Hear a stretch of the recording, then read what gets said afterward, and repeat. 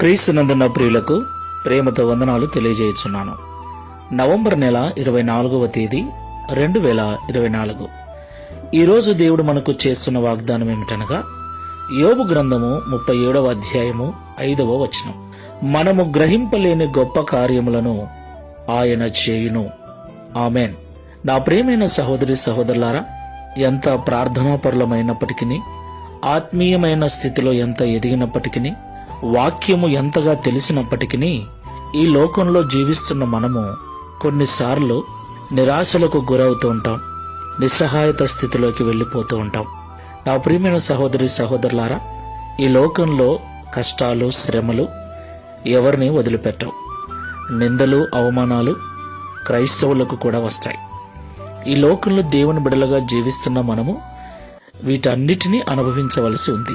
అయితే కొన్నిసార్లు ఎంత నిస్సహాయతలోకి వెళ్ళిపోతామంటే, ఇక నా జీవితం మారుతుందా, ఇక నా స్థితి సరిచేయబడుతుందా, ఇక నా జీవితం ఆశీర్వదించబడుతుందా, ఇక నేను కోలుకుంటానా, లేకపోతే ఈ వ్యాధితోనే, ఈ బలహీనతతోనే, ఈ ఇబ్బందిలోనే నేను చనిపోతానా అన్నంత భయంకరమైనటువంటి ఆలోచనలోకి వెళ్ళిపోతాం. నా ప్రియమైన సహోదరి సహోదరులారా, మనం ఆరాధిస్తున్న దేవుడు సర్వశక్తి గలవాడని మనం ఎన్నడూ మర్చిపోకూడదు. ఆయన మనము గ్రహించలేని గొప్ప కార్యములను మన జీవితంలో చేయగల అసాధ్యుడైన దేవుడు. దేవునికి మహిమ కలుగునుగాక.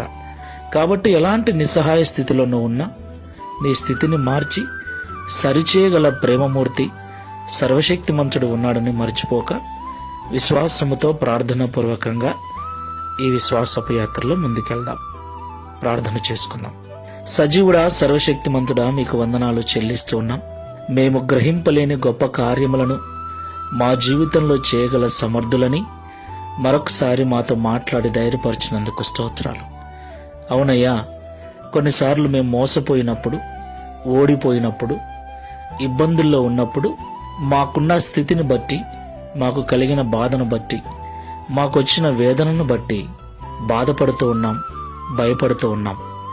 ఒక్కోసారి ఇక నేను ఇలాగే అంతమైపోతానేమో, నా స్థితి ఇక మారదేమో అని నిరుత్సాహపు మాటలు కూడా మాట్లాడుతున్నాం, నిరుత్సాహపు ఆలోచనలు కూడా చేస్తూ ఉన్నాం.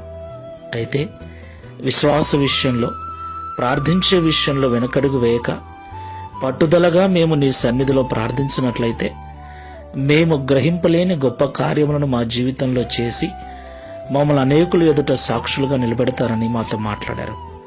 ఈ ప్రార్థనలో ఏకీభవిస్తున్న బిడలలో ఎవరైనా అలాంటి నిరాశ నిస్పృహలలో ఉన్నట్లయితే, బలహీనమైన మాటలు మాట్లాడుతూ ఉన్నట్లయితే, ఈ మాటల ద్వారా బలపరిచి, ధైర్యపరిచి నీకు సాక్షులుగా నిలబడినట్లు ఈ వాగ్దానం మా అందరి జీవితాలు నెరవేర్చి మహిమను పొందమని యేసుక్రీస్తు వారి నామములో ప్రార్థించి వేడుకుంటున్నాము తండ్రి. Amen. Praise the Lord. God bless you.